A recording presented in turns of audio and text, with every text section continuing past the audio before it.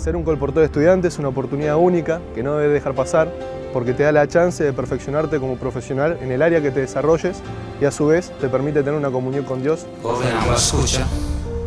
En esta oportunidad en Paguatambe, día 27 de noviembre, hora 7 de la noche, en el Centro de Desarrollo Israel Leito.